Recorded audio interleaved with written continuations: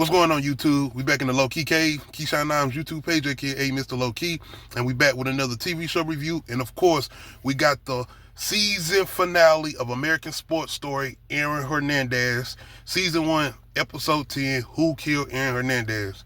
Going into this episode, Aaron is pretty much getting prepped for his new trial, and this is the second murder that he's accused of, as far as the drive-by shooting of the two individuals after the Boston Club or whatever. So he got his new lawyers too, and these are the lawyers that got Cassie Anthony off, the woman that was accused of killing her daughter or whatever. So they are feeling very confident, man, and they even mentioned to him that they probably should have been his first lawyers for the first case, the Odin Lloyd case or whatever.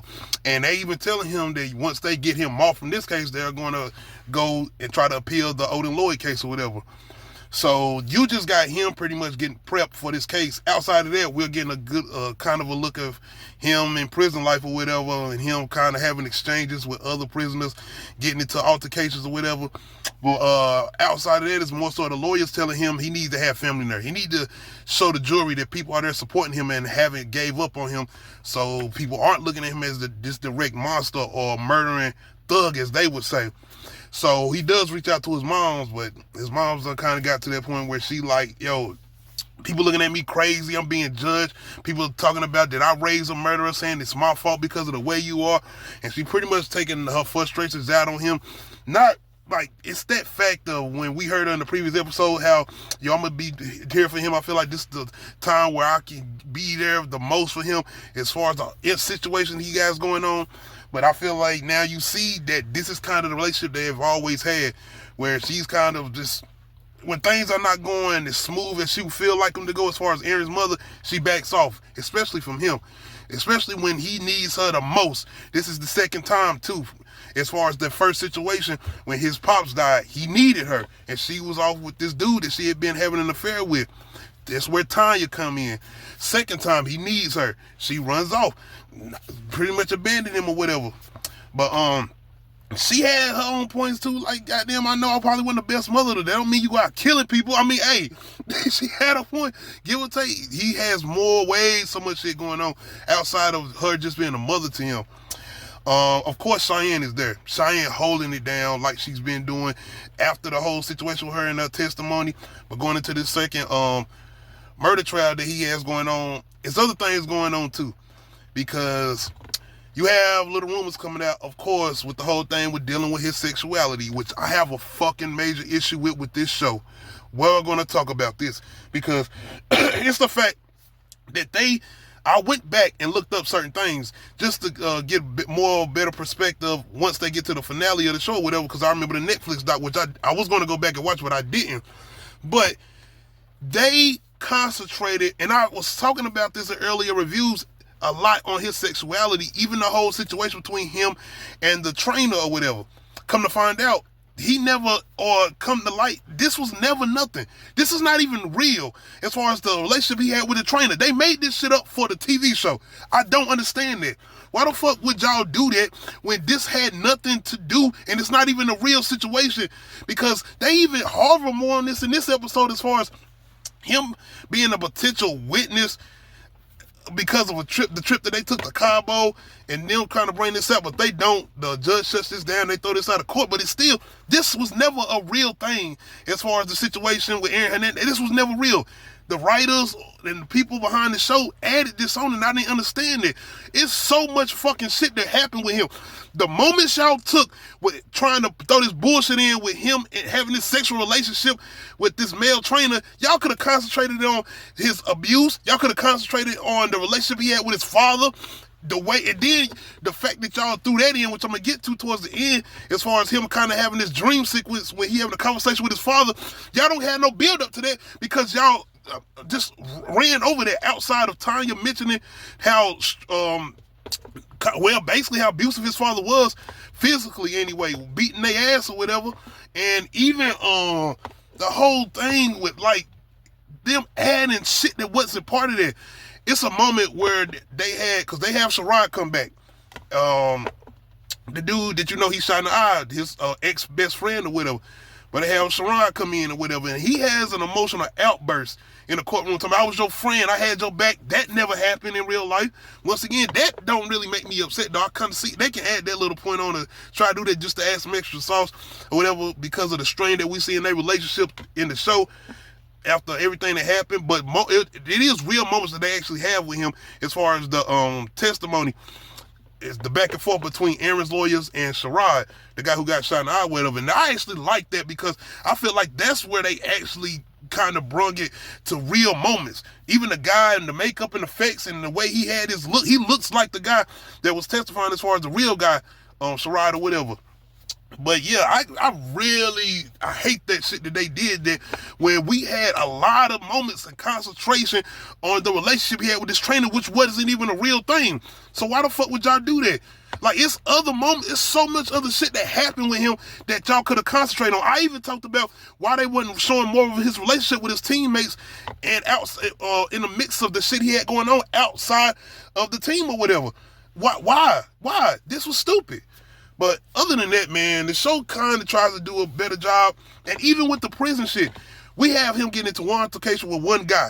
And it almost turns into like a typical prison show or prison movie type shit. All these goofy-ass tropes when somebody in prison, whatever. And I remember seeing this shit where he had several altercations while he was in prison. Not only that, it was a situation where he supposedly had a gay lover in prison. Now, this is shit they actually mentioned. Not what this was concrete. They actually talked to a dude that was supposedly his lover and a guy that he had supposedly mentioned in another murder to. No concentration on that. No mention of that in this last episode. All we get is some prison bully trying to come at Aaron because of his status as far as him being an ex-football player or some shit. Which, if I'm not mistaken, that shit didn't happen to him in prison. He had altercations here and there, whatever, but they only show him with one altercation in this. Like I said, man, going towards the latter part of it, he does get found not guilty of these new murders. And I'm sitting here thinking now, like, it was a possible chance he might have got off if they appealed that Odin situation, especially with the lawyers he did have. There's another actually decent scene in here, which I don't know if it's real. More than likely it's not, where he has a consultation with one of his lawyers who mentioned that they're gay. More than likely, they probably just threw that shit in here just because of the whole situation with his sexuality. The thing I actually appreciate about this is the questions Aaron asked him, because you know what he got going on with his own sexuality. By the way, they never show, it's mentioned that he had a conversation with his mom on the phone where he actually admitted to his sexuality as far as being gay. His real brother DJ mentions this in a real interview or whatever. They don't do none of that shit in this show. Never. No, all we get is him and his turmoil towards his mother, or showing the struggle and relationship that they still have or whatever. But yes, the conversation between him and his lawyer was definitely a good point. And just his lawyer coming out telling him that, because Aaron's perspective is that something has to happen to you for you to be gay or whatever. And his lawyer telling him, no, that's just me. And you know the things that happen supposedly to Aaron as far as him being sexually abused or whatever by an older individual from his childhood or whatever. But going into the latter part, as far as after the not guilty verdict, we got these radio hosts who's been talking about the trial and him and the Boston radio, which was a real thing that they was doing or whatever, and just everything as far as him possibly being a new OJ. But things get real interesting once they start mentioning that it's a rumor about his sexuality or whatever, which, if I'm not mistaken, this actually did happen, but I don't know if it was after him being found not guilty or whatever. And I don't even know if it happened in the way it happened in the show, as far as supposedly the prison ends up finding out. And the one bully, the prison bully who's been messing with him the whole time, he's the one that announces to everybody. Once again, this shit is so fucking, like, almost not cartoonish, but it's like that, once again, cliche ass. That's like these niggas thought they was watching Oz or something and was doing this. Like, I don't think this shit happens like this in prison. I just don't. I ain't been to prison. Don't get it twisted. County just something not to be proud of. But once again, I ain't been to prison. But yeah. Anyway, this kind of sends him on a more, somewhat of a spiral. And you know, I don't think he done had his weed since he been here. You know, he like to smoke. So he ends up getting some synthetic weed, the K2, which I do hear about as far as people in prison having to get to that outside of him in a real actual thing. But he does smoke this, and he kind of goes into like this daze or like this dream sequence where everything is red. And this is where we get the moment of him having that conversation with his father, whatever. And his father telling him, like, I wasn't the best, I love you, I really love you. And once again, though, this wasn't nothing, it ain't gonna say it wasn't nothing there for me, because I do like the emotional impact it had on Aaron, even though this seemed like something that didn't really happen because of what we know was really happening with Aaron and his father. Outside of him actually having this kind of love Aaron does mention, I think he did actually have for his father, but the fact his father was very abusive, very demanding, very abusive, like, and we didn't get enough of that. So going into this, him and having them had this conversation with his father, it might have had more of an impact if we would have gotten more with him and his father and him going through the actual abuse instead of just hearing about it. But after that, we do actually get some type of facts that actually happened as far as him writing John 3:16 on his face and stuff before he actually go through with the suicide and him getting prepped to go through with the suicide or whatever. We do get a moment with him having a meeting with like a Bible study meeting in prison or whatever, and him mentioning the words 3:16, and I think they mentioned Tim Tebow because, you know, when he first went to the Gators or whatever, him and Tim Tebow had their relationship, and Tim trying to get him over to, you know, the religious side as far as putting God into his life more, have him talking about God more because of what he had going on inside of him as far as Aaron. But we do get that sequence as far as him going through with the whole suicide thing, and which was actually facts as far as him writing John 3:16 on the wall and on his face or forehead.